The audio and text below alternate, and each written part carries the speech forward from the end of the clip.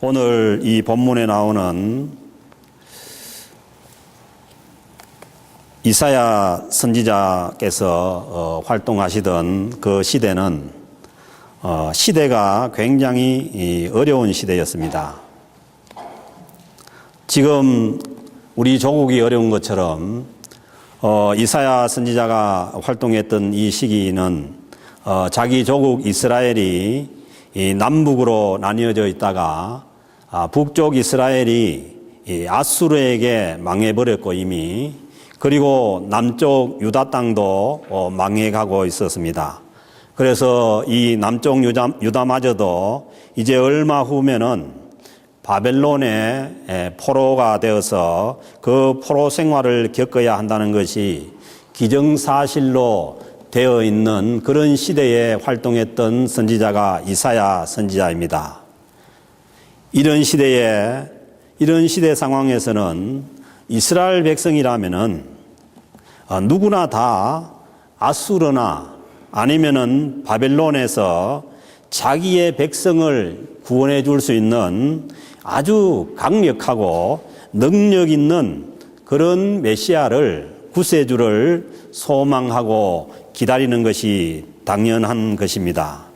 그런데 하나님께서 오늘 이 이사야 선지자에게 말씀하신 메시아는 그런 강력하고 힘 있는 모습의 메시아가 아니었습니다. 그러기에 이스라엘 백성들은 자기네들이 기대하던 그런 메시아를 말씀하시는 것이 아니라 이사야 선지자가 오늘 이 본문 중에 주시는 이 메시아에 대해서 그 메시아를 믿기가 어려웠습니다. 왜냐하면은 자기네들이 기대하는 그런 모든 것들과 다른 그런 예언을 주시기 때문입니다. 오늘 주신 1절 말씀에서 이사야 선지자는 자기의 답답한 마음을 이렇게 말합니다. 우리가 전한 것을 누가 믿었느냐? 이런 상황에서 이런 연약한 메시아를 전하는데 누가 믿겠느냐는 거예요. 여호와의 팔이 누구에게 나타났느냐? 이사야 선지자가 하나님께로부터 들은 메시아에 대해서 아무도 믿지 않는다는 것입니다. 하나님의 능력이 그런 연약한 모습으로 오실 것이라는 것을 상상이라도 해본 사람이 있겠느냐는 말씀입니다. 어려움에 처한 이스라엘 백성들로서는 이 이사야 선지자가 전해주는 연약한 이 메시아상을 받아들일 수가 없었습니다. 2절 말씀에 보니까 오실 메시아는 그는 주 앞에서 자라나기를 연한 순 같고 마른 땅에서 나온 뿌리 같아서 고운 모양도 없고 풍채도 없은즉 우리가 보기에 흠모할 만한 아름다운 것이 없도다. 하나님께서 이사야 선지자에게 약속하신 메시아는 자라나는 연한 순 같고, 이제 땅에서 갓 자라 올라온 연한 순 같고, 마른 땅에서, 비옥한 땅이 아닌 마른 땅에서 나온 뿌리 같고 아름다운 것이 하나도 없다고 말씀하십니다. 그렇게 어려운 시대에 아주 강하고 튼튼하고 강철 같은 그런 메시아가 와야 하는데 연약하고 새순 같고 물이 없어 갈라진 메마른 땅에서 새싹을 틔우는 뿌리와 같은 그런 모습의 메시아가 온다고 예언합니다. 참으로 이스라엘 백성들이 메시아로 받아들이기가 어려운 그러한 모습으로 온다는 것입니다. 그러나 하나님 앞에 자라나며 2절 말씀에 보니까 그는 주 앞에서 자라나기를, 그 메시아는 하나님 앞에서 자라난다는 것이고, 그리고 비록 연한 순 같아서 약하지만은 그 안에는 생명력을 가지고 있다는 것입니다. 약하다고 해서 하나님께서 멀리 있는 것이 아니고, 연약한 새순 같다고 해서 그 안에 생명이 없는 것이 아닙니다. 이스라엘 백성과 온 인류를 구원하실 메시아는 강한 자가 아니라 연약한 자로 오신다는 것이 구약 성경의 증거입니다. 그러나 그 메시아는 하나님께서 보내신 자이고 영원한 생명을 가졌다는 것입니다. 그 후에 600년이 지나고 메시아이신 예수 그리스도가 그 메마른 땅 유대 땅에 오십니다. 그때 당시 이 이스라엘 나라는 이 세상의 절대 권력을 자랑하던 로마 제국의 식민지가 되어서 어려운 가운데 있었습니다. 그 식민지 국가 유다의 작은 시골 마을 베들레헴 마구간에서 태어납니다. 그리고 갈릴리 시골 호숫가로 가서 자라납니다. 그의 아버지는 목수였고 목수 일을 배우며 도우며 자랍니다. 외모도 집안 환경도 자기의 직업도 아무것도 내세울 것이 없습니다. 공부를 많이 한 것도 아니고 군사훈련을 받은 것도 아닙니다. 사회적으로 명망이 있는 출세한 자가 아닙니다. 갈릴리 호숫가 시골가에 머물고 있었던 청년이었습니다. 그러나 중요한 것은 그는 하나님 앞에 있었고 그리고 그 안에는 영원한 생명이 있었다는 것입니다. 그리고 어느 날 때가 되자 자신이 하나님께서 보신 메시아라고 선언하고 났습니다. 그러니 그 당시 사람들이 이 시골 청년을 메시아로 믿기가 매우 어렵습니다. 이것은 600년 전에 이미 이사야 선지자가 예언한 내용 그대로입니다.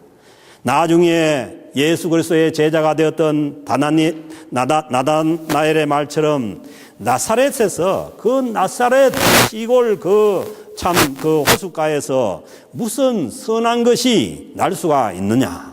그렇게 생각한 것이 당연한 것이었습니다. 600년 전 오늘 주신 말씀의 이 이사야 선지자의 예언처럼 예수님은 갈릴리 나사렛에서 초라한 모습으로 오신 것입니다. 자기의 고향 사람들도 믿지 못할 정도로 초라한 모습으로 이 땅에 오신 분이 바로 우리가 믿는 메시아이신 예수 그리스도이십니다. 그의 삶은 어땠습니까? 이사야 선지자에게 주신 3절 말씀 그대로입니다. 그는 멸시를 받아 사람들에게 버림을 받았으며 강고를 많이 겪었으며 질고를 아는 자라. 마치 사람들이 그에게서 얼굴을 가리는 것 같이 멸시를 당하였고 우리도 그를 귀히 여기지 아니하였도다. 이 메시아로 오신 예수 그리스도의 삶이 사람들에게 무시당하고 멸시당하고 외면당하고 버림받고 고생한 것이 이 땅에서의 그의 삶이었습니다. 이런 참 말도 안 되는 억울한 그러한 인생이 있을 수가 있습니까? 그러니 그 당시에 성경을 많이 알고 있고 그리고 하나님을 잘 믿는다고 하는 바리새인들까지도 그 예수 그리스도를 무시하고 존귀하게 여기지 않았습니다. 그 사람들이 결국은 예수 그리스도를 십자가에 못 박아 버립니다. 아마 우리가 그 당시에 살았더라 하더라도 이런 모습으로 오신 예수님을 멸시하고 욕하고 손가락질 했을 것입니다. 그런데 지금 우리가 이 예수님을 우리의 메시아로 구세주로 믿고 있다면 이것은 기적입니다. 이것은 하나님의 은혜입니다.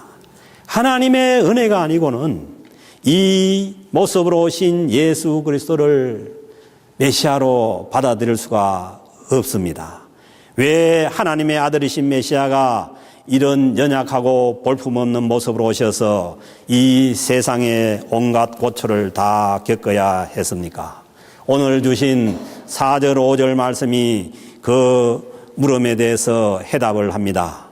그는 실로 우리의 질고를 지고 우리의 슬픔을 당하였거늘 우리는 생각하기를 그는 징벌을 받아 하나님께 맞으며 고난을 당한다 하였노라. 그가 찔림은 우리의 허물 때문이요 그가 상함은 우리의 죄악 때문이라. 그가 징계를 받음으로 우리는 평화를 누리고 그가 채찍에 맞음으로 우리는 나음을 받았도다. 해답이 되셨습니까? 그분이 약한 자로 오셔서 온갖 외면을 당하고 질고를 겪고 배반을 당하고 어려움을 당한 것은 우리를 대신한 것입니다. 우리의 질고를 지고 우리의 슬픔을 당하고 그가 찔림은 우리의 허물 때문이고 그가 상함은 우리의 죄악 때문이라. 이것이 메시아를 받아들이는 사람들의 마음이고 심령 상태입니다. 그래서 주님께서 오셔서 심령이 가난한 자라야, 마음이 낮아지고 가난한 자라야 메시아로 오신 예수 그리스도를 자기의 구세주로 받아들일 수가 있다고 그렇게 말씀을 하셨습니다. 메시아가 연약한 모습으로 오셔서 이 세상의 모든 어려운 일들을 겪고 가장 고통스러운 십자가에 돌아가신 것은 바로 우리를 위한 것입니다. 아마 이 세상에 아무도 없고 나 혼자 이 세상에 존재했더라도 우리 주님은 오셔서 십자가를 지셨을 것입니다.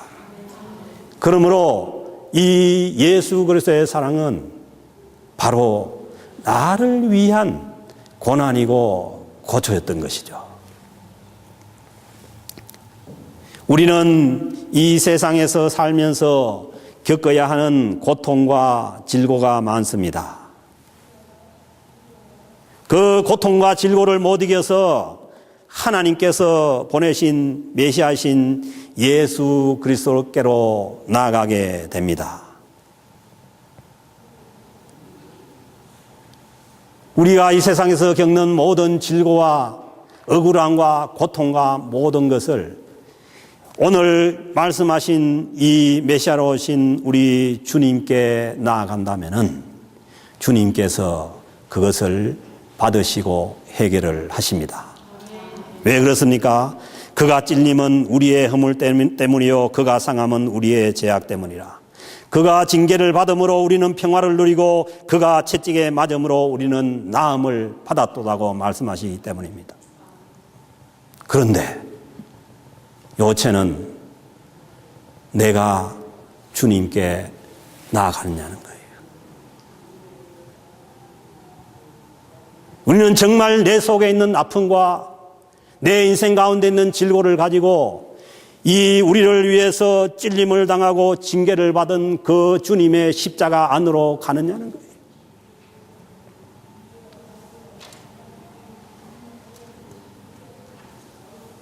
나는 그냥 잘 살기를 원하고 나는 그냥 있으면서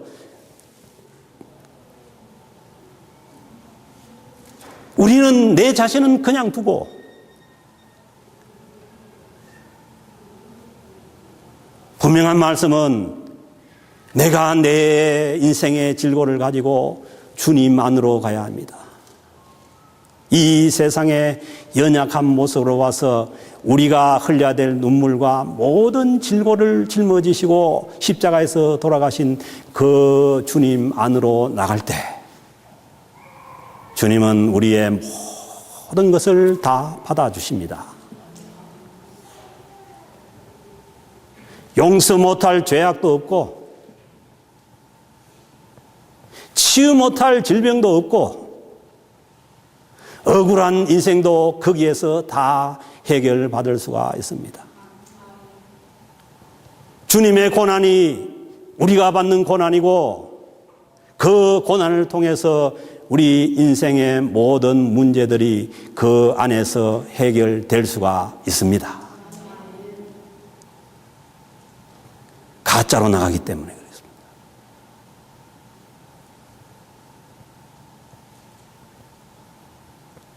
이 세상에 뿌리를 뽑아서 내 인생을 예수 그리스도께서 십자가를 지시고 고난을 당하신 그 안으로 들어가면은 주님 안에서 우리의 모든 인생 문제들이 해결될 수가 있는 것입니다.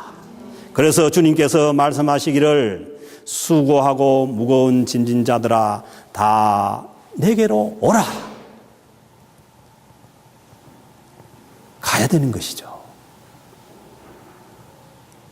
나는 가지 않고 나는 점점 세상 속으로 빠지면서 그저 주님께 그냥 요구만 하는 그런 것은 기독교 신앙이 아닙니다. 주님께서 말씀하시는 대로 오라면은 주님 안으로 가야 됩니다. 수고하고 무거운 짐진 자들아 다 내게로 오라. 내가 너희를 쉬게 하리라. 이 세상의 질고가 아무리 크고 이 세상에 아무리 문제가 크더라도 그것을 가지고 주님께로 가면은 주님이 이 세상의 문제들보다 크십니다.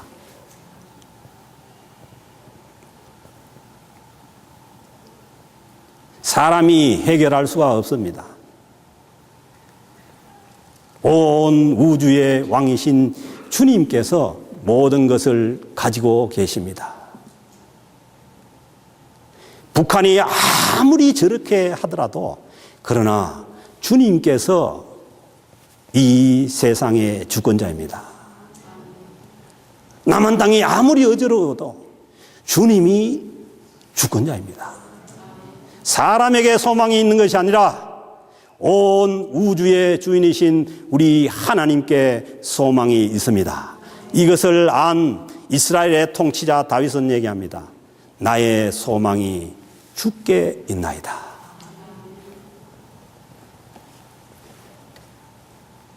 우리의 질고를 지고 우리의 슬픔을 대신 담당하시고 우리의 허물과 죄악을 짊어지시고 십자가에서 돌아가신 인류의 메시아 예수 그리스도에게로 가면은 우리가 나음을 잊고 평화를 누릴 수가 있습니다. 예수님은 이 땅에서 끝까지 고난의 길을 가십니다. 7절에 말씀합니다. 그가 곤욕을 당하여 괴로울 때도 그의 입을 열지 아니하였으며 마치 도살장으로 끌려가는 어린 양과 틀 깎는 자 앞에서 잠잠한 양같이 그의 입을 열지 아니하였도다. 채찍에 맞으면서도 십자가를 지고 쓰러지면서도 십자가에 달려 피를 흘리면서도 억울하다고 하지 않고 죽지 않겠다고 발버둥 치지도 않았습니다. 그저 저들의 잘못을 용서해 달라고 하시면서 고통 속에서 이 세상을 떠나가셨습니다. 성경은 바로 이분이 우리를 구원할 메시아라고 증언합니다. 힘이 있고 위엄이 있고 로마 황제와 같은 그런 분이 메시아가 아닙니다. 마른 땅에 연한 숭 같은 분, 틀을 깎이면서도 잠잠하게 엎드려 있는 양 같은 그분이 우리를 구원하실 메시아의 모습입니다. 우리를 구원하신 메시아 예수 그리스도는 이 땅에서는 끝까지 고난의 길, 순환의 길을 가셨습니다. 그리고 그를 따라오는 제자들에게도 나를 따라오려거든 누구든지 자기를 부인하고 자기 십자가를 지고 나를 따를 것이라고 말씀하십니다. 우리의 죄 때문에 우리 인생의 질고 때문에 지는 십자가는 예수님이 이미 다 졌습니다. 그런 십자가를 지으려고 생각할 수 있거든 포기하세요. 주님께서 말씀하시는 십자가는 그 십자가가 아니고 이제는 그것은 주님께서 다 해결했으니 이제는 주님을 위한 십자가를 지라고 말씀합니다. 사랑하는 성도 여러분, 내가 정말 나에게 주어지는 모든 것들이 이것이 예수 그리스도를 위한 십자가라면 도전해 보세요.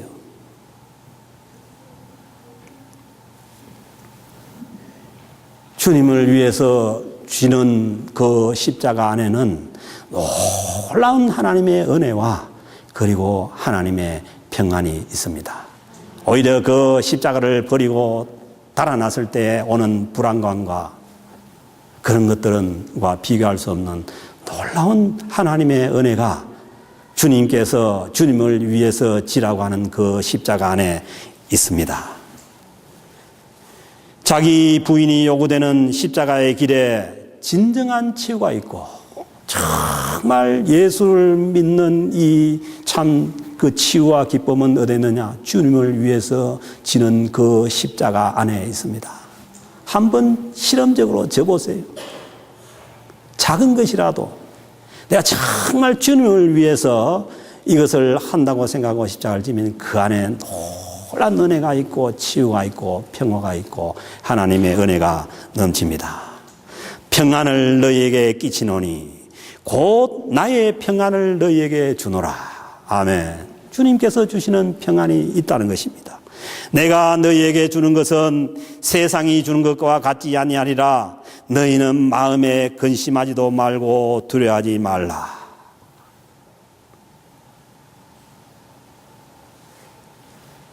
주님을 위한 그 십자가를 지고자 할 때에 두려워하지 말고 근심하지 말라는 거예요. 내가 주는 그 평안은 이 세상이 주는 것과 같지 아니하리라. 사랑하는 성도 여러분, 이 세상이 주는 여러분들에게 갖다 주는 평안 외에 주님께서 주시는 오늘 이 말씀 가운데 그가 채찍에 맞음으로 우리가 나음을 입고 그가 징계를 받음으로 우리가 평화를 누리는 이 평화, 평안, 샬롬이 우리 심령 가운데 있을 것입니다.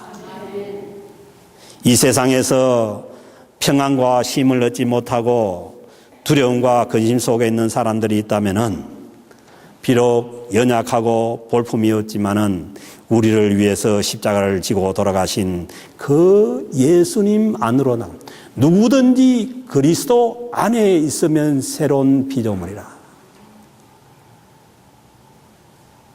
주님의 이 채찍과 고난과 징계가 그것이 나에게 느껴져서 내가 주님과 하나가 될 때 그 속에 놀라운 하나님의 평안이 있을 줄로 믿습니다. 이 세상에 주님을 고난 가운데 연약한 모습으로 보낸 것은 바로 우리에게 세상이 주지 못하는 그 평안을 주시고 그 쉼을 허락하기 위해서 주님께서 그 모습으로 오신 줄로 믿습니다. 사랑하는 성도 여러분, 우리 주님의 고난을 묵상하고 정말 내가 그 주님의 고난 속에서 주님과 일체가 돼서 그 고난의 종으로 오신 예수 그리스도 안에서 평안을 누리고 쉼을 누리시는 사순절 기간이 될 수 있기를 주님의 이름으로 축복합니다.